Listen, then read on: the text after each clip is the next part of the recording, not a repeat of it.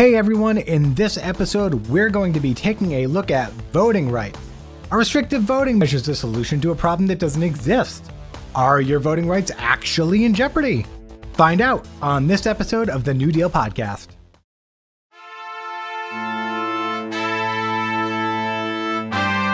Welcome to the New Deal.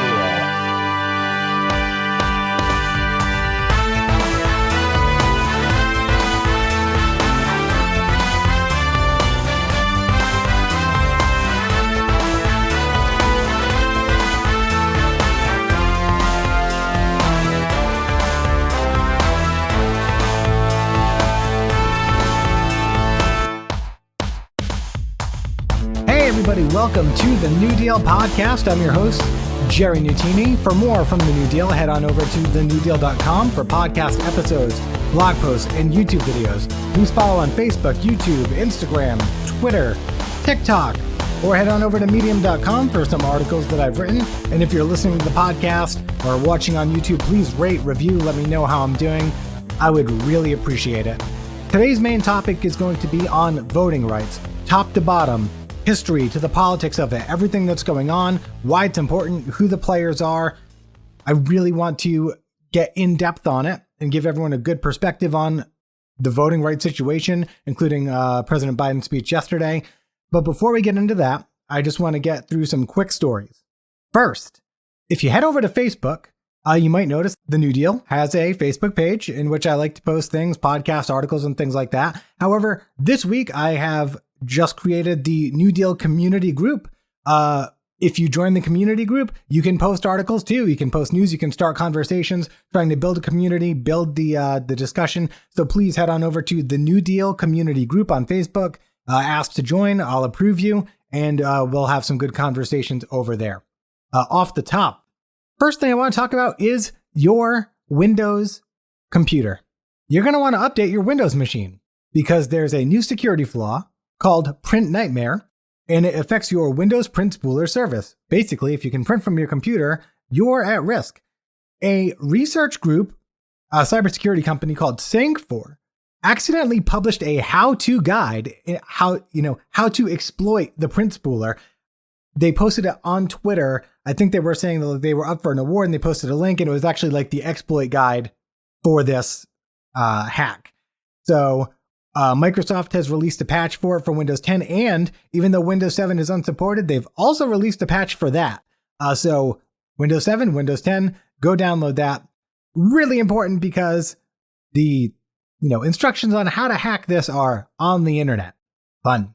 Next piece of news, the child tax credit payments are going to be starting up. So if you have children, you could get up to $300 per child from now through the next year, I believe. And if they renew it, it could go further. So that's fun for people with kids. A COVID update. The Delta variant is spreading around the world and including here in the US. It is primarily affecting in this country unvaccinated people. Some vaccinated people also get it, not as bad, not as deadly. However, there are huge pockets of unvaccinated people, especially in the Southeast, that are being affected by this. Please, if you aren't vaccinated, please get vaccinated so this thing doesn't mutate so that we all need to go into lockdown again. I beg you, please.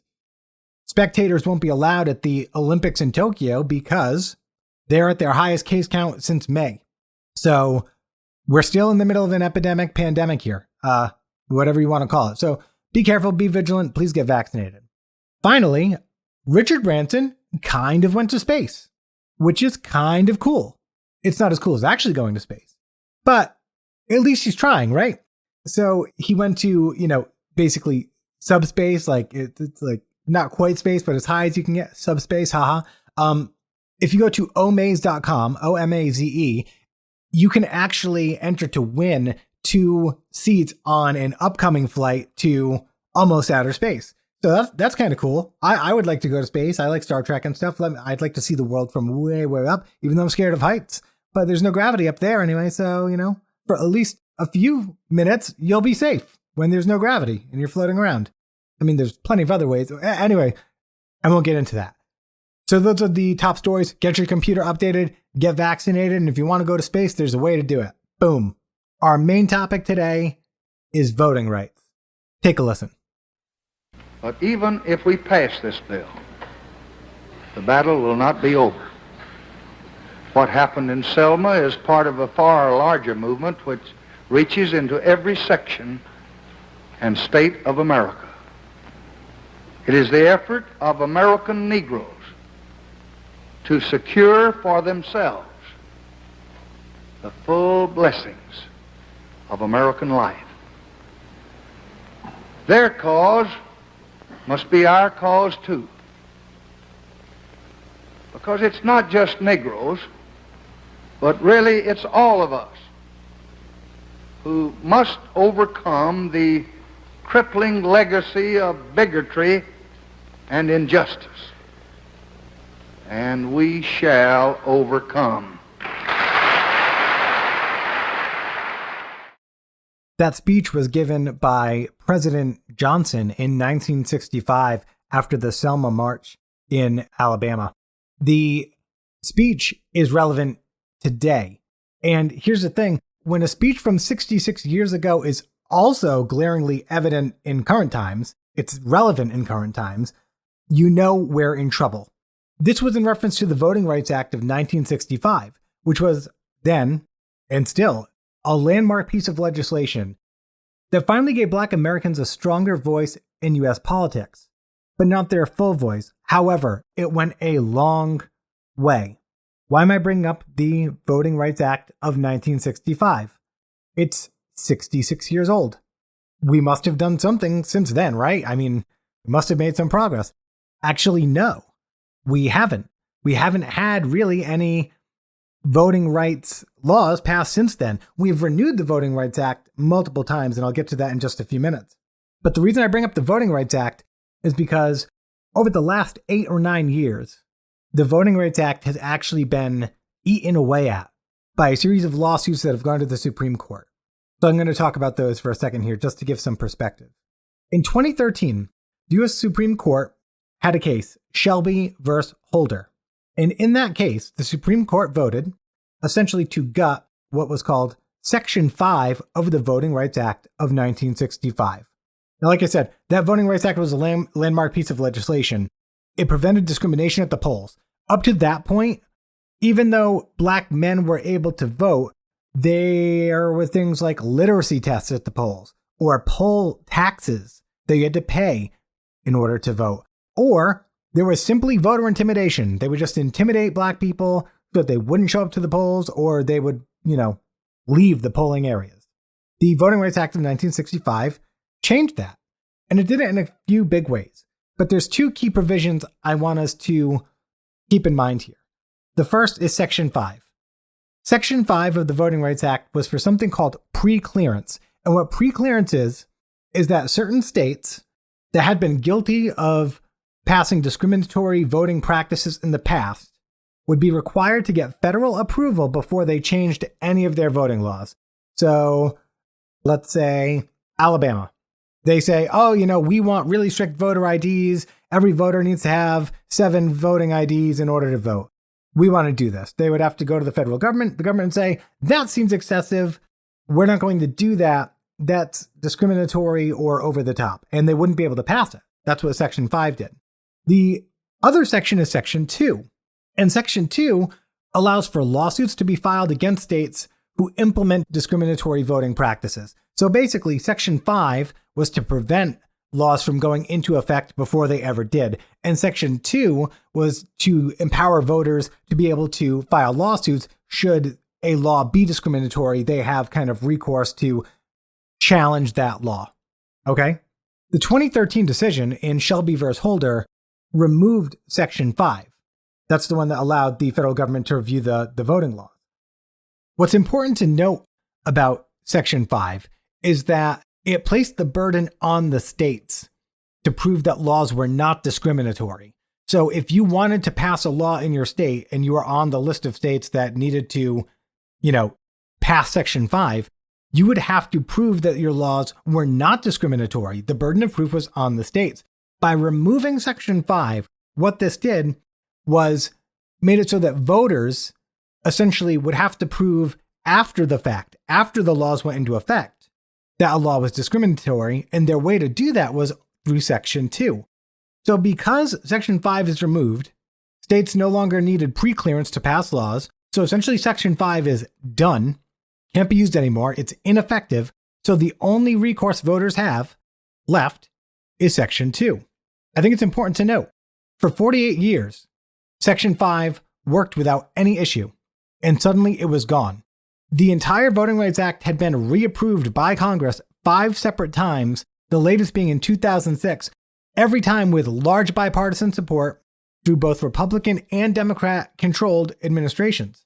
After the outcome, Justice Ruth Bader Ginsburg said, "Throwing out preclearance when it has worked and is continuing to work to stop discriminatory changes is like throwing away your umbrella in a rainstorm because you are not getting wet." Because the argument was that, oh, well, racism isn't really an issue anymore in voting laws, so let's get rid of the protection of Section 5 because it's really not necessary anymore. Within hours of this decision, states began passing more restrictive voting laws. One law from North Carolina was struck down in federal court using Section 2 because it was designed to target African Americans, quote, with almost surgical precision. A law like that in North Carolina would never have even been passed into law if Section 5 had been upheld. So for the argument that Section 5 could be removed because, there's no more racism in voting laws, there were immediately racist voting laws passed that were then struck down. And there were far more consequences as a result of this one Supreme Court decision. Now, most of the statistics I'm about to go over are based on the 2016 election and the years between 2013 and 2016, because we don't yet have comprehensive data from the 2020 election. But nonetheless, the numbers are staggering. Here we go. 1,688 polling locations were closed between 2013 and 2016. 214 of those polling locations were in Georgia alone. Other restrictive voting laws were put into effect in this time. Voter ID laws, the changing of polling locations, and poll times. In 2016, 17 states that did not have voter ID laws in the 2012 election had implemented voter ID laws for the 2016 election. 17 states. Now, before I move on, I just want to point one thing out. Discriminatory voting laws do not need to say, black people are not allowed to vote on Tuesdays. What usually happens is these laws are found to be discriminatory in effect. They discriminate in their effect. So you might have a law that looks perfectly normal, looks perfectly reasonable. However, if a law that seemingly looks normal actually negatively affects a large group of people more than the rest of the voters, then that law discriminates in effect. This happens with voter ID laws, and I'll get into it a little bit later, but if you pass a voter ID law and 50% of minorities in a state don't have a voter ID, that law is discriminating in effect because it will affect a large group of people. It is, in effect, targeting a large group of people, but we'll do more on this later. I don't want to get too wrapped up in that now. Now, one thing I do want to point out is that, remember, I said that Georgia closed 214 polling locations, in just that state alone between 2013 and 2016. Remember earlier this year, Georgia passed a law making it illegal to hand out food or water in polling lines. And I want to illustrate something here. It is not coincidence that Georgia had also closed so many polling stations. Why would you close polling stations? There's a lot of reasons you might close polling locations. Maybe they don't get a lot of voters. Maybe you can't staff it. Maybe you don't have the funding for so many polling locations across the state. However, another reason you might close a polling location is because if you reduce the amount of polling locations in an area, that means that voters are going to be funneled into the remaining open ones, which means that there's going to be longer lines in those locations, right? If you pair the closing of polling locations with stricter voting hours and limits on absentee voting, suddenly those lines are even longer. Oh, my polling location is closed. I got to go to this other place, but also I only have 6 hours to go to this polling place. And also I can't cast an absentee ballot because it's way harder to do now. So I have to go vote in person. Me and every other voter in the area. Pair that with a lack of food and water for hours and hours and hours in a long line at a polling place, and now you have a deterrent from keeping people in lines at the polls. They might get tired. They might go home. They might need to, I don't know, even use the bathroom if the lines are long enough, Closing polling places in a strategic way, for instance, so that only urban areas with large Black or minority populations, that's voter discrimination.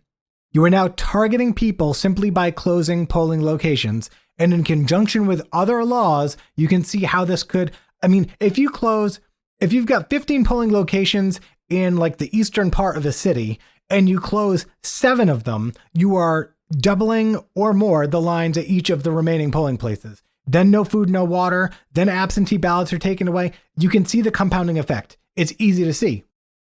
I'm taking some time on this, but I think it's important to demonstrate how these restrictive voting laws work. This is how they are intended to work. They are supposed to seem perfectly reasonable, but in conjunction with other restrictive voting laws, they can literally target groups of people in specific locations and create deterrence to voting. That's why there's such a push for these voting regulations. And remember, most of these voting regulations did not come into effect until after that 2013 Supreme Court ruling in which Section 5 was struck down. So this brings us straight into 2021. A few weeks ago, there was another major case regarding the Voting Rights Act brought to the Supreme Court. The state of Arizona was trying to pass some restrictive voting measures. The first was they wanted to throw out all ballots cast out of precinct. So what this means is if you go to a precinct and you cast your ballot, but it's not the place you were supposed to vote, it's not the building you're supposed to vote in, they will throw out your entire ballot, even if you were eligible to vote, and even if statewide races or federal races were on the same ballot. Those are races that your precinct doesn't affect at all. It doesn't matter where you vote in a state if you're voting for president or governor, but they want to throw out the ballot regardless, just because you voted in the wrong location. Second, they wanted to limit the people who could drop off absentee ballots at drop boxes. They wanted to limit that to family caregivers and postal workers only. Now, both of these have drastic consequences, especially on the Native American communities in Arizona. They're constantly battling changing and shifting polling locations. So every year or every election, their polling location changes. It's not the same. It's not consistent. So they don't have a clear idea of where they need to go. And so it can be confusing. So they might end up in the wrong precinct. There's a very real chance that that happens. And further, they may not have the same access to the postal service the same way someone in a city or rural area, a kind of suburban area might. They're out on, reservations and they don't have the same access. So they might rely more heavily on dropping their ballots at drop boxes. But if you limit it to just family, that means your friend can't take it down or your uncle can't take it down, And so these restrictions really affect the Native American communities in Arizona in a way that they do not affect other communities in Arizona. Remember, this discriminates in effect, one could argue. However, the court upheld both provisions. And what this did was this essentially gutted Section 2 of the Voting Rights Act because it allowed the practices that clearly disadvantage groups of eligible voters and now set a precedent that similar laws like this will now be upheld in the future. So by allowing these laws to be upheld, the court's basically saying, even if you use Section 2 to bring a lawsuit against a state, we're basically just going to allow it anyway. So they have nullified Section 5, and as of this year, it seems that they have nullified Section 2. For all intents and purposes, the Voting Rights Act of 1965 is dead. An act that has been in place for 66 years, renewed on a bipartisan basis for decades, is dead at the hands of the Supreme Court. Justice Elena Kagan wrote in dissent on this case, and her dissent was extremely strongly worded, which is usually not the norm for a Supreme Court dissent. It happens, but she was extremely pointed. And so I just want to go over some of the things she said here, because first, she was unsparing in her criticism of the Shelby County versus Holder case, the 2013 case. She said, maybe some think that vote suppression is a relic of history, and so the need for a potent Section 2 has come and gone. This was a thinly veiled remark to Chief Justice John Roberts, who in the Shelby County opinion wrote that things have changed in the South. And remember, immediately after that opinion, restrictive voting laws were passed within hours. He said, efforts to suppress the minority vote continue, but no one would know this from reading the majority opinion. In effect, she's saying that it seems like the justices who ruled to essentially strike down Section 2, in effect, are saying that racism isn't a problem in voting laws anymore, so why do we even need this?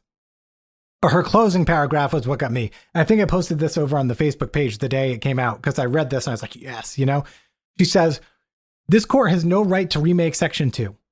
Maybe some think that vote suppression is a relic of history, and so the need for a potent Section 2 has come and gone, but Congress gets to make that call. Because it has not done so, Congress, this court's duty is to apply the law as it is written. The law that confronted one of this country's most enduring wrongs, pledged to give every American of every race an equal chance to participate in our democracy, and now stands as the crucial tool to achieve that goal. That law, of all laws, deserves the sweep and power Congress gave it. That law, of all laws, should not be diminished by this court. What she's saying is that it is not for the justices to decide whether or not racism is still a problem in voting laws. It is simply their job to apply the law if it matters. And they have, it seems like she's implying, abdicated their duty in doing as such, and therefore have weakened a law that should have the power of Congress behind it. And again, it was recertified for decades on a bipartisan basis.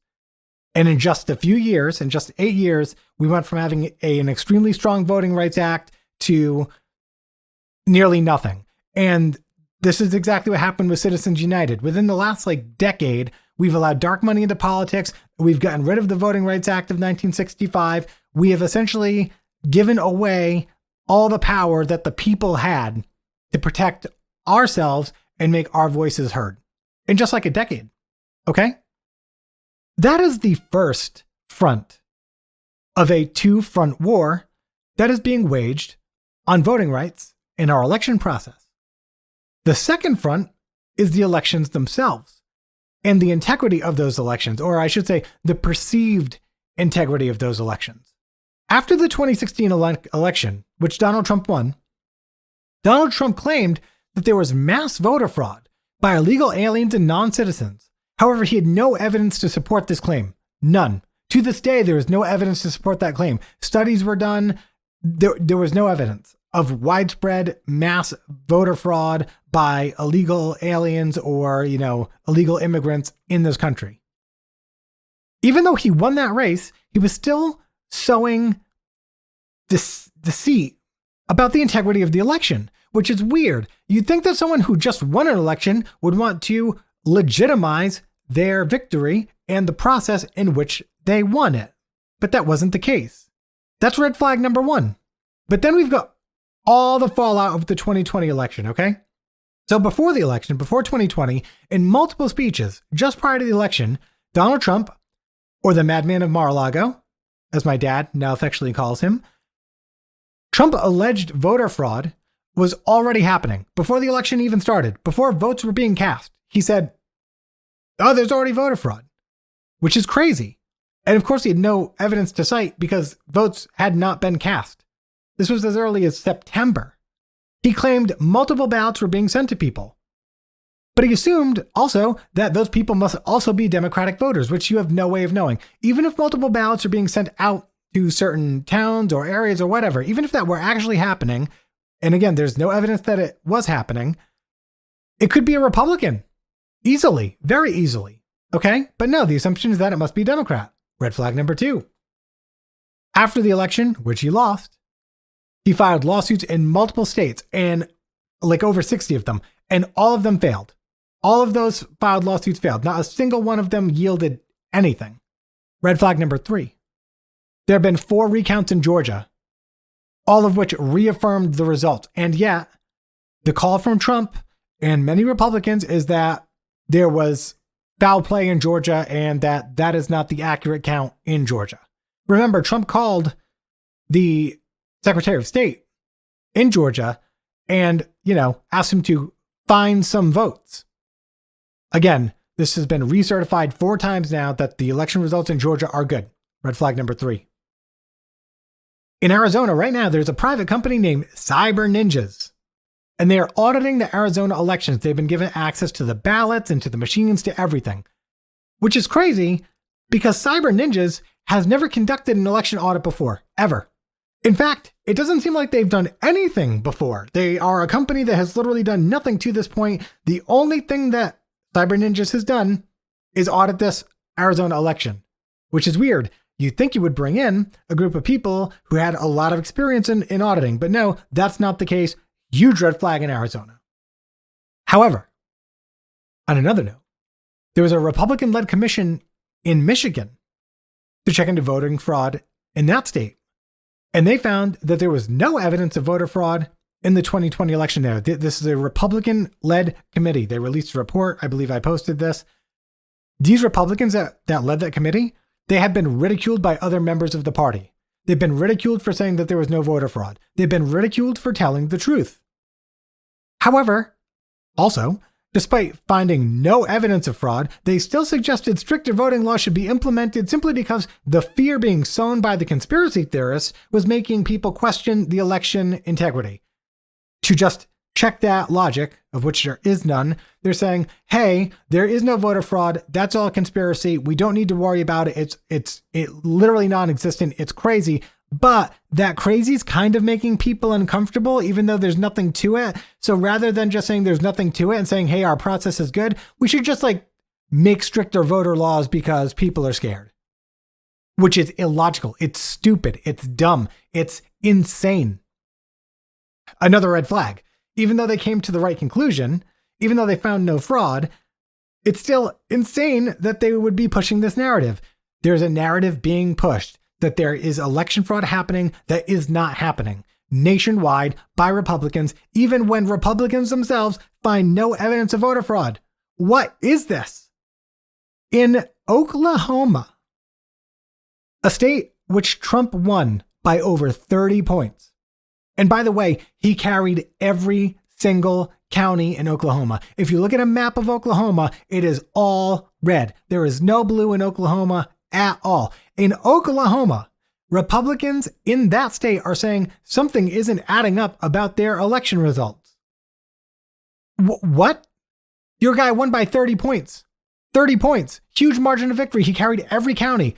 What the hell could you think is wrong with your voting in Oklahoma as a Republican?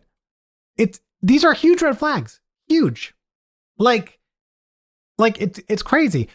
But the assumed logic here is that in a state like Oklahoma, you have heavy Republican control, which means that if they wanted to conduct an audit like it's being done in Arizona, they would give access to the ballots. They would give access to the voting machines. They could put on the show in these Republican-run states, even if it's a state where Trump won by 30, 40 points. Because if they come out and say, oh yeah, we found 100 votes, they're going to make a big deal out of it, and they're going to use it to push this narrative that voting fraud is a widespread problem when it is not. And the voting laws keep coming. This kind of wacky conspiracy has gotten people worked up. So a lot of these legislatures are passing more restrictive voting laws. As of June 30th of this year, 28 laws have been passed in 17 states restricting access to voting since the November election. They make registering for voting more difficult. They change poll hours. They close polls. They reduce the early voting window. They make it harder to request a mail or absentee ballot, and they make it harder to return a mail or absentee ballot, among other things, okay? In a final stand, Texas Democrats this week in that state literally left the state. They fled the state and flew to Washington, D.C. in order to delay the passage of some more of these restrictive voting laws. By leaving the state, they didn't allow the legislature to form a quorum, which they need to take a vote on the law. So they're essentially delaying was probably the inevitable. They went to D.C. and they advocated for the passage of the For the People Act, which is the big Democrat-backed voting rights bill that I'm going to get to a little later in the episode. The governor, Greg Abbott, has actually threatened these representatives who left with jail time or threatened to seal them in to the, their legislative building there until they get this passed when they get back. So there's clearly anger on that part too. But this is where we are, because we're passing restrictive voting laws and we don't really know why we're passing restrictive voting laws, and it just doesn't make sense. Just to go over what some of these Texas laws are, by the way.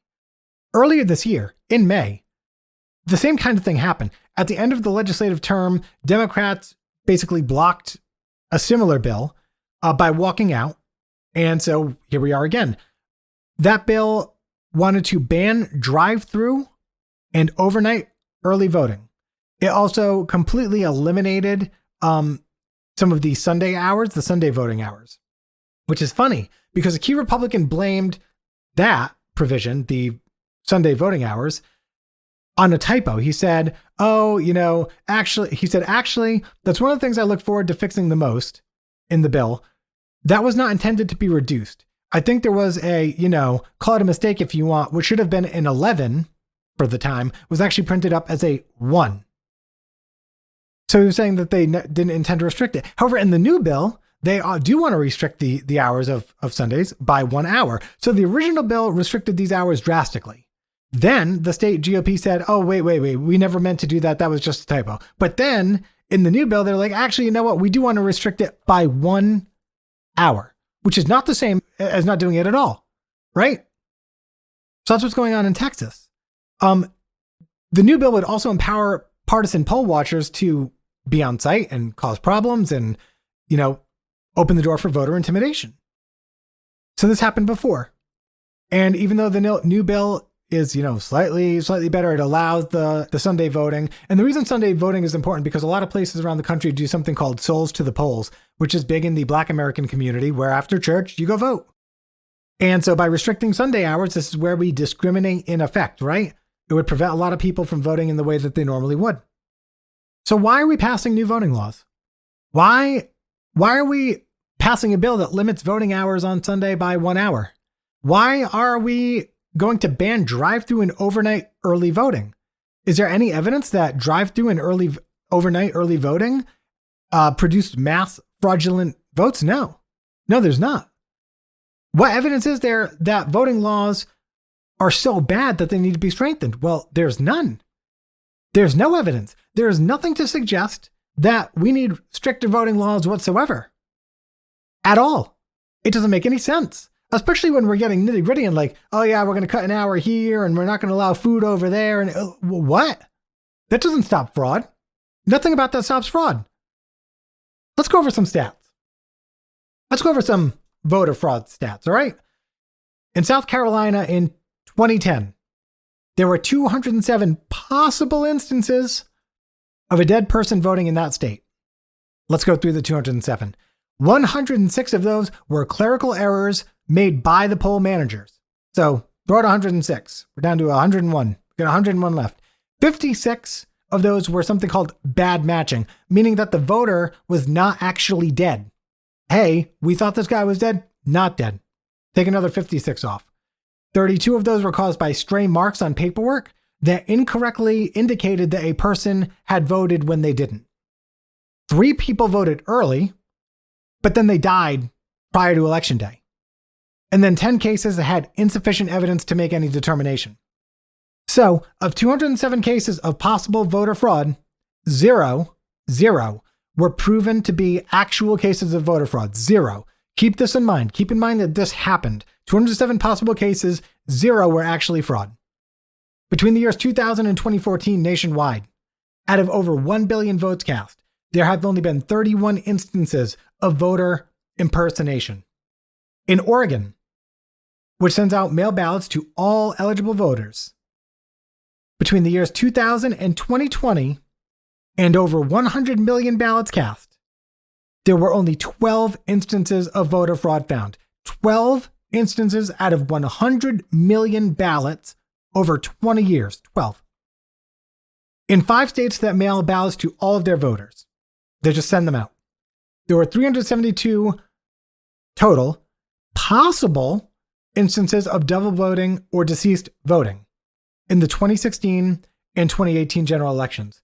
But remember, as we saw in South Carolina, most of these are likely not actual instances of fraud. They're probably clerical errors. They're probably mistakes. There may be people that voted early and then died. However, even if we say, you know what, all 372 of those are actual proven cases of fraud, that would mean that just 0.0025% of all mail-in votes out of 14.6 million ballots were fraudulent. That's assuming that every single one of those instances was in fact a case of proven fraud. Think about that.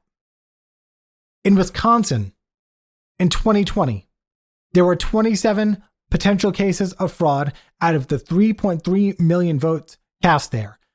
Remember, Joe Biden won Wisconsin by 26,000 votes. We're talking about 27, again, potential cases of voter fraud. Let's go through those. 16 of those instances used addresses at a UPS store, like a postal box, instead of their residential address.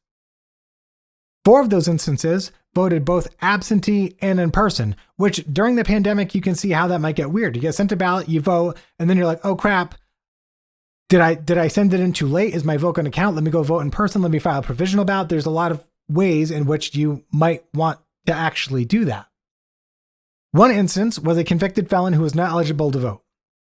One ballot was returned by the son of the person who requested it. 3 of these votes had people that voted in 2 places. One instance was someone who returned 2 absentee ballots, and 1 person was adjudicated incompetent. So of those 27 potential cases, you might have 1, maybe, case of intentional voter fraud. And even then, the study did not say it was intentional. This is just what they found. What about actual fraud? Where's the actual fraud? The first federal election ever to be overturned in history was in 2018 in North Carolina after a Republican ballot harvesting scheme was uncovered. The scheme took place in both the 2016 general election and the 2018 primary election. They would collect mail-in ballots, they would fill them in, forge the signatures, and submit them. So the only case that we have on file of a federal election being overturned due to a voter fraud scheme is a Republican scheme in 2018, and honestly, pretty small scale at that. So the election was overturned, it didn't count, rightfully so, but even then, pretty small scale at that. Then you've got things like a group called Donors Trust, which is a right-wing nonprofit organization, and they operate as a dark money group by funneling millions of dollars in donations to pro-Trump groups in order to cause concern and skepticism about the integrity of elections, and even help to fund court expenses and recount costs. Someone's paying the private company in Arizona to do that audit. Arizona's not paying for it. That's a private thing. So where's the money coming from? Well, it's coming from rich Republicans who are trying to sow, doubt about the integrity of our elections.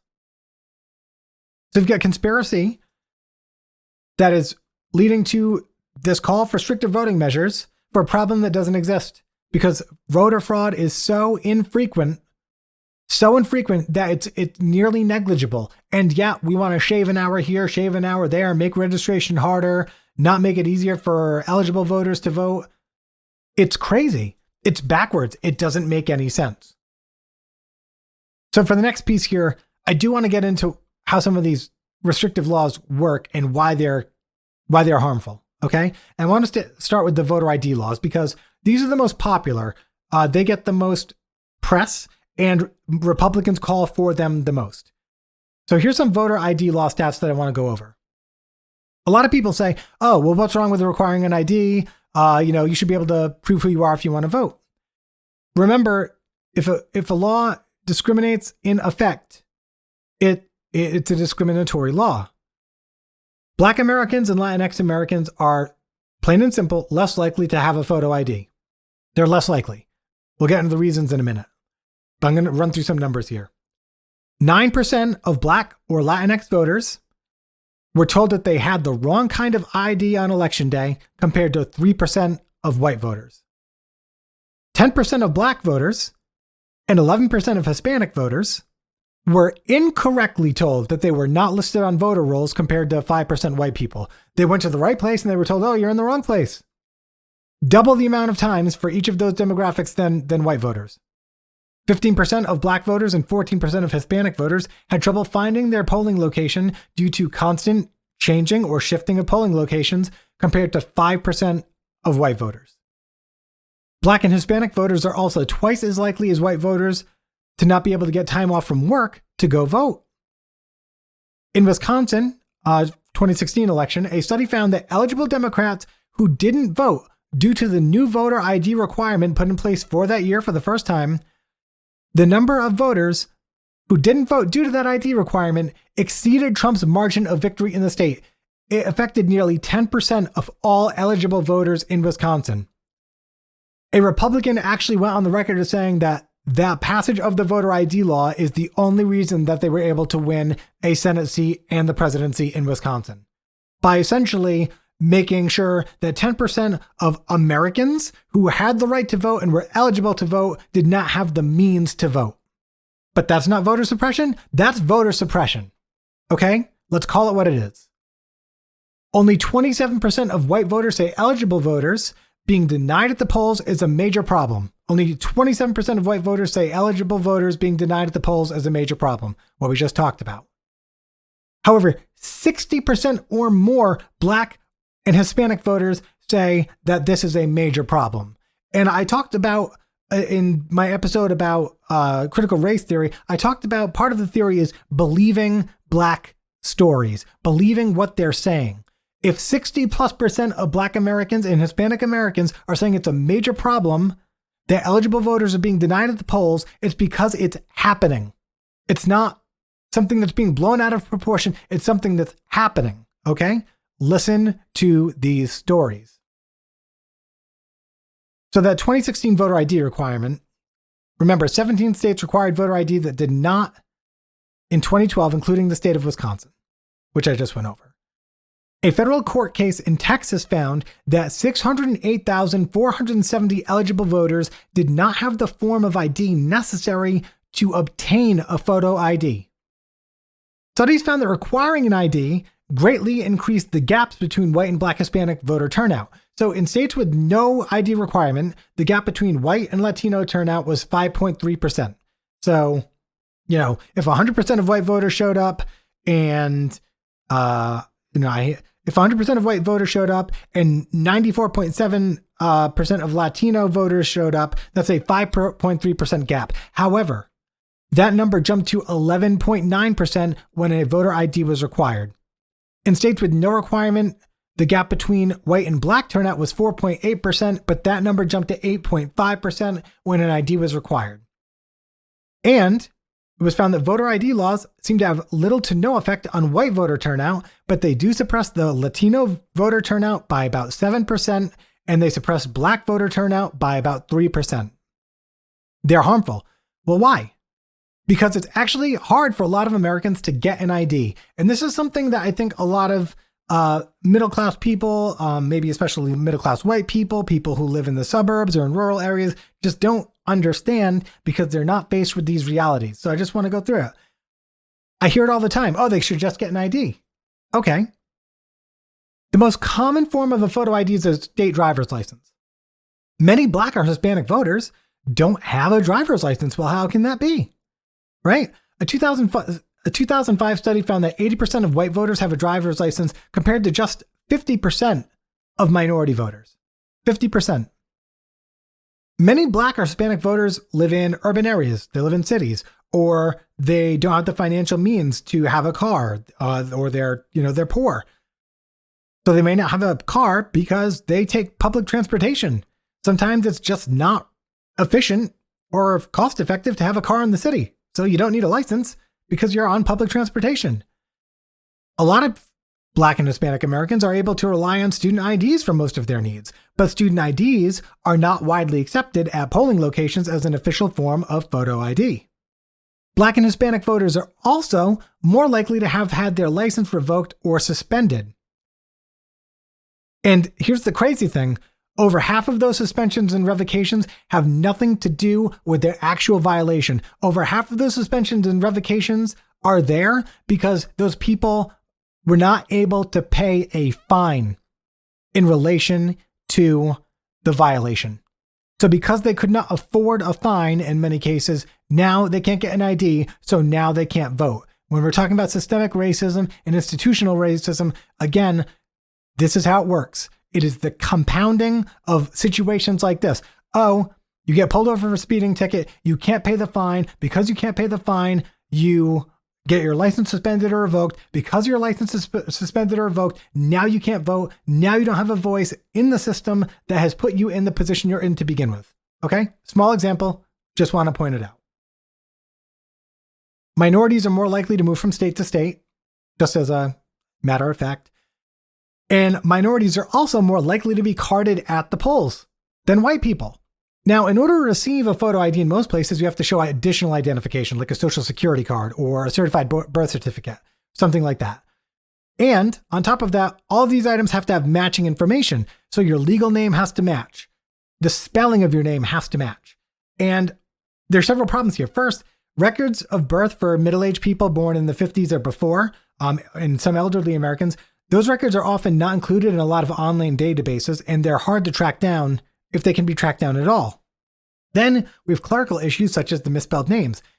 If your name is misspelled on one of the pieces of documentation that you need to provide proof of identity, that's grounds to deny you a photo ID. So then you need to either go get a legal name change so that your name matches the document, or you need to get the documents recreated, which usually carries a fee. And now there's a huge process in getting your ID. In cases like this, a legal name change might require several $100s in fees. Not cheap. Not a cheap thing to do. And at the time, actually, Attorney General Eric Holder said that calling for voter ID laws is a new poll tax. Because in a lot of these situations, in order to obtain your voter ID, a lot of these people need to go spend hundreds and hundreds of dollars and time lost at work, probably equating to thousands of dollars between money spent and time lost at work, money made at work, just to get a photo ID to vote. You can see how it compounds. It's complicated, but it's also easy to understand. And in fact, a court case in Washington State found that for many people, trying to obtain a voter ID would require them to travel over 250 miles round trip to get the documents they needed in the locations that they were, given in order to get the ID. Travel 250 miles round trip. Okay? Now, and I just touched on this, but, a note on institutional racism. I've demonstrated in this episode multiple examples of systemic racism or institutional racism. All right? Georgia passing those seemingly innocuous or, seemingly uniform laws at face value that would affect everyone, using compound effects. You close enough polling locations, you can target whoever you want to not show up at the polls or whoever you want to inconvenience. Many of these state laws are passed with the understanding that laws will drastically affect specific groups. These laws are not being passed and then oops, this accidentally affected a group of people. These laws are being passed with the intent to affect specific groups of people, okay? There are millions and millions of dollars poured into this stuff. It's intentional. If 80% of white people already have a photo ID compared to 50% of a minority, who's going to suffer the most if you require a voter ID? Minorities. You don't even need to think about it. It's a law that discriminates in effect. Okay? On top of all this, there are safeguards to mail ballots. There's safeguards to absentee ballots. Most mail ballots require some type of identifying information on them to begin with, like certifying your identification by signature under law. Some states actually require the last four of your social or something like that. And almost all mail ballots have a barcode on them, which when scanned, when you return your ballot and that ballot is scanned, no one else can vote with your name. No one else can do it. And these databases are up to date within 6 seconds of these things being scanned. So it's nearly impossible to duplicate a absentee or mail-in ballot with these systems in place. Voting fraud is also a felony. You have to be willing to go to jail to maybe cast one extra vote, right? That doesn't seem like a smart trade-off. And as far as illegal immigrants go, if you are found to be voting and you're an illegal immigrant, that's grounds for deportation and a permanent ban on ever being naturalized in the US. And if you want to be a citizen in this country, you're probably not going to risk that entire goal to go cast one seemingly, all votes count, but seemingly inconsequential vote. All right. So there are safeguards there. So you can see all the ways that this is coming together. We have these restrictive voting laws being passed. We have conspiracy theories that are undermining the election system. We have demographics being specifically suppressed by the Republican Party specifically. This is not happening. Democrats are not doing this. Democrats are trying to make it easier for everybody to vote. Everybody. The GOP is doing the opposite, and as I covered, there is no reason to do so because the instances of voter fraud in this country are so minimal that they don't even require action. They just don't. In theory, the Supreme Court justices that, broke down the Voting Rights Act agreed with that assessment because they're essentially saying, well, this isn't really an issue anymore. They're not worried about voter fraud. Why the Republican Party? Why does the Republican Party want to simultaneously gut the Voting Rights Act while conservative justices are saying that, hey, we don't have discrimination voter laws anymore. It doesn't make sense. It doesn't add up. It's illogical to be Vulcan about it. It's illogical. But we're not stuck. There's legislation on the table. There's a way out. There's a way we can do things. And I want to go over a couple of those paths forward. The first is the John Lewis Voting Act, which I think actually has quite a bit of bipartisan support. And the main thing that this voting law would do, if passed, was restore Section 5 of the Voting Rights Act in a way that would apply to then all states.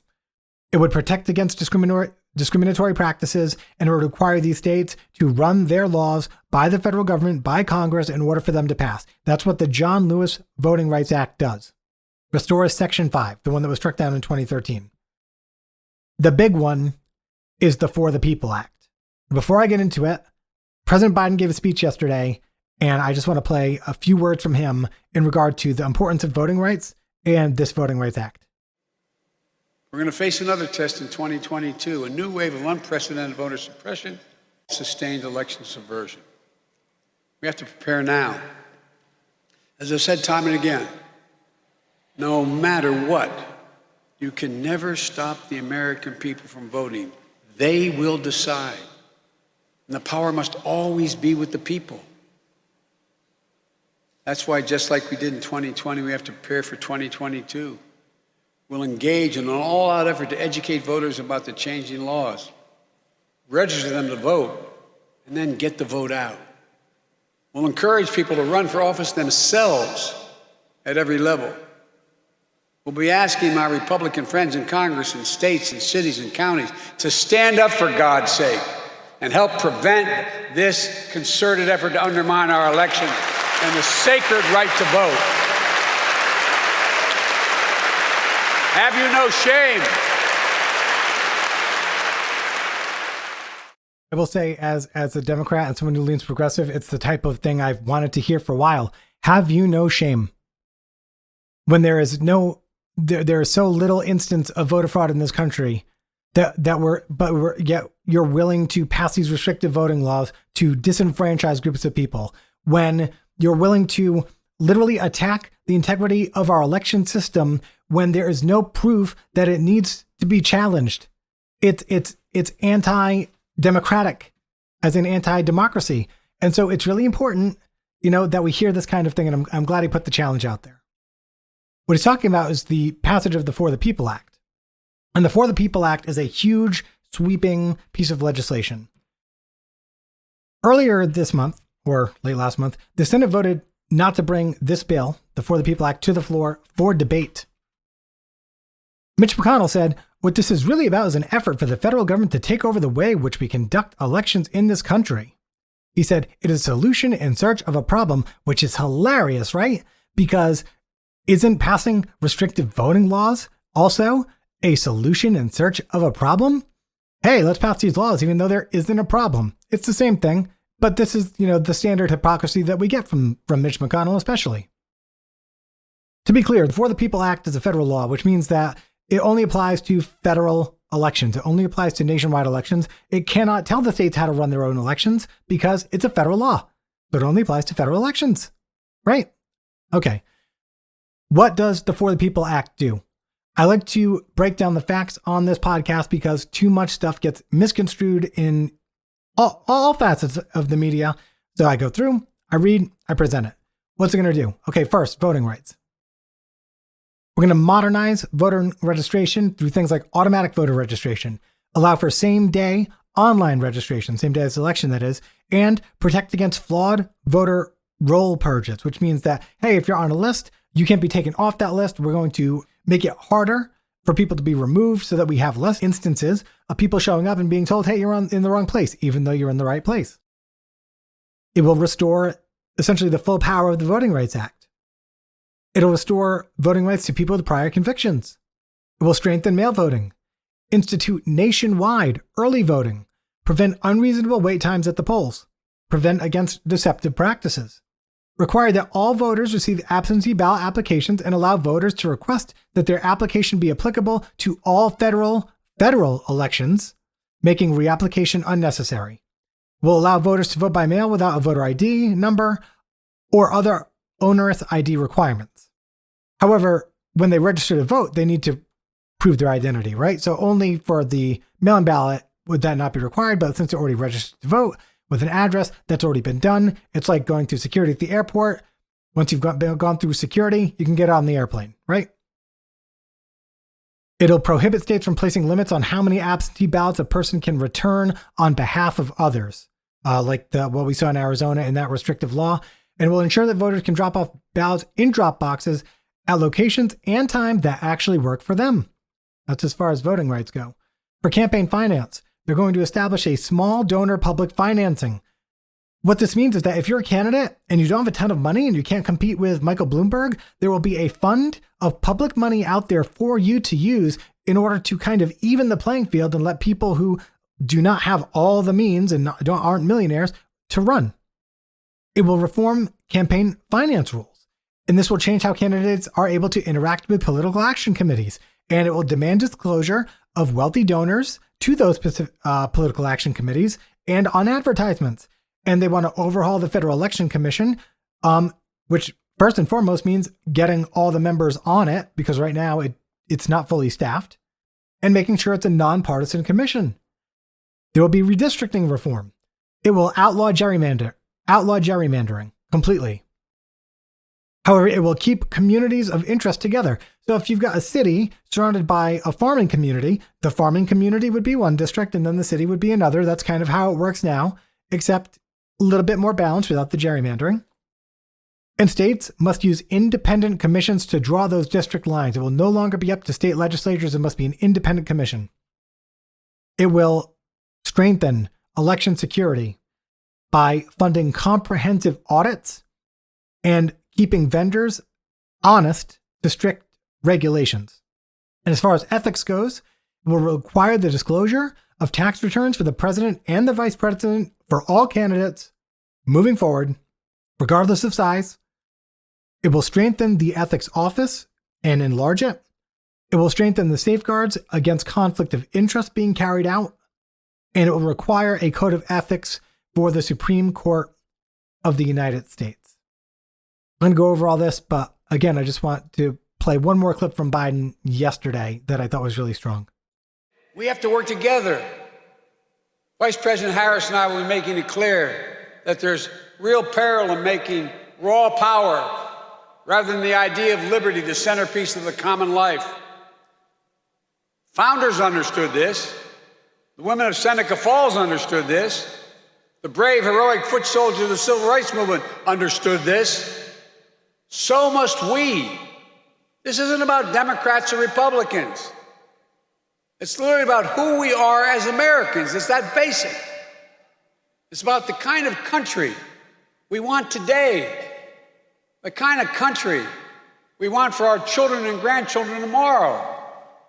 And quite frankly, the whole world is watching. Now, I don't think he's being hyperbolic when he says the whole world is watching, because the fact of the matter is that our election system has been the envy of the world for a long time. And it is actually under attack. There is an attempt to undermine the election system. And I hope I've been comprehensive in this episode. I hope I've been able to demonstrate, even if you don't completely agree with everything I'm saying, I hope that I've been able to demonstrate voter fraud is infrequent to the point that it does not require really any more restrictive voting laws. That some of these restricting voting laws that seem innocuous, like, hey, everyone should have an ID, can actually be extremely detrimental to large groups of people, and it can be extremely challenging for those people to obtain the proper ID, even though they're fellow Americans who are eligible to vote and eligible to, get their voice heard. Then pair that with the widespread attempt to just completely undermine our election system by saying fraud exists where it doesn't, that fraud exists on extremely wide scales, that fraud exists in many, many states, and make not only Americans skeptical about the voting system, but also put on display to the world, hey, there's unrest in America. They're going the other way. They're going the other way. Their democracy is under attack. And that means something to our allies, and it means something to our adversaries. I think you can assume what it would mean to both of those. So all that together, we have an undermining of our elections, with stricter voting laws being passed when they don't need to be, with specific demographics being targeted by one party, the Republican Party, in an attempt to restrict groups of voters. It's dangerous. It is, as President Biden said, it's un-American. It flies in the face of everything our democracy is supposed to stand for. And I want to call out the Republican Party here, because here's the facts. Republicans do not currently support policies that are popular with the majority of Americans. And the way American politics are supposed to work is that we should be electing candidates to office that support our views. Our views. And if the majority views are out of step with an entire party, then logically that party should be losing seats wholesale. But they're not. And in fact, they're able to kind of rule in the minority. This is not how our democracy is supposed to work. You are supposed to change your views. You are supposed to update your agenda to reflect the modern day issues. You are not supposed to hold us to your will. You are supposed to exercise the will of the people. And that's not happening. And they are so scared. They are so insistent on sticking to their agenda, even though the only way to keep their agenda active is to disenfranchise large swaths of voters through active targeting of people who vote for the Democrats most of the time. It's un-American, it's deceitful, it's wrong, and it's putting our country in jeopardy. It's not only putting our democracy in jeopardy, it's making us look weak to our adversaries. It allows, places like Russia to run these information campaigns effectively, because when you have one of two parties consistently undermining our processes to a group of voters, roughly 25 to 30% of Americans, who are willing to, go hook, line, and sinker in for everything that they say, those same people are the ones who are going to believe the Russian misinformation ads. They're going to be affected by outside, messaging. They're essentially becoming weapons for adversaries. It's a dangerous game. The Republican Party is putting the power of their party, both financially and legislatively, before the needs and safety of all American people, all of us. Rather than update their agenda and say, you know what, LGBTQ, fully behind you. Hey, healthcare, yeah, everyone should have healthcare. Yep, simple, right? They don't. They stay staunchly in the 1600s, because they're certainly not to the level of progress our founding fathers were at. So, minus slavery and some other atrocities. Obviously, I'm just trying to make a general point here. The Democrats aren't doing this. The Democrats aren't saying, hey, we're going to target all Southern voters in a way to try to keep them from the polls. That's not happening. If it's one-sided, if there aren't facts to support it, if what they're doing seems completely unnecessary, and if they have to go out of their way to avoid actual issues in order to win office, there's probably something fishy going on, right? And anyone with any level of kind of intuition should pick up on that. Not to be offensive to anybody, but take yourself out of your ideology for a minute and just look at the facts. Okay? As a Democrat, I can safely say that the party that I support, that the Democratic Party, is not participating in any type of widespread voter suppression effort. Not happening at all. Zero. I am not feeling guilty of my party making sure that other Americans who are eligible to vote can't vote. That's not something that weighs on my conscience. I don't need to worry about negatively affecting other Americans and their voice in our democracy. It's not something I need to worry about. I don't know that Republicans can say the same. However, I don't know that Republicans are willing to admit the same because they're going to assume that those laws only bar non-eligible voters, which I have shown thoroughly is not the case. 10% of Wisconsin eligible voters were not able to vote in 2016 due to these ID requirements. These laws hurt 10% of all voters in Wisconsin alone. Come on. All right, so the For the People Act, there's a lot to like in there. There's a lot not to like in there. And I can do an episode on just that. I can fill an hour on just the For the People Act. Maybe you don't agree with everything, okay? But here's something I think everyone would agree on. All Americans who are eligible to vote should be able to vote. Easily, without hassle, they should be able to vote. It is our right to elect politicians to office. I think every single American will say, yep, if you're an American, you should be able to vote. Period. Bar none. No exceptions. And I think that's where we need to start this conversation every time. The question should not be, how do we make it so certain Americans can't vote or certain groups have to prove that they're American? It should be, how do we make sure every single American can exercise their right to vote every single cycle? We need to start from a different point. We need to change our attitude on this conversation. We should be looking to see how can we include 100% of Americans as to, hey, how many American voters are we willing to sacrifice their right in order to keep out a marginal percent of a percent of potential voter fraud? I don't think it's worth giving up 10% of all Wisconsin voters for what equates to one intentional instance in that state, maybe, of voter fraud. Okay? So that's voting rights. We've covered a lot. We've covered Supreme Court rulings. We've covered history. We've covered essentially GOP strategy. We've covered demographics and why it's difficult. It's a big episode. I will probably listen to it multiple times because I want to make sure I covered everything. And I plan on doing a video on the voter ID portion on YouTube just to explain, because I feel like a lot of people get hung up there that it is not easy for a lot of people to get an ID. It's not an easy thing to do. And Americans need to understand that, because too many people that it is easy for assume it's that way for everybody, and that's wrong. So that is the voting rights episode. Please let me know how you did. If you have questions, comments, concerns, please go over to the New Deal community group. Just sign up for membership there. I'll approve you. Come in, post your questions. I'll answer. We'll have a discussion over there. Follow the Facebook page.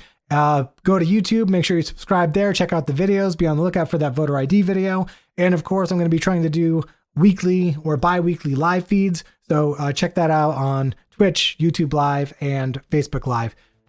Thank you so much for hanging with me. I know that I'm well over my hour here, but that is my episode on voting rights. I really appreciate you guys listening.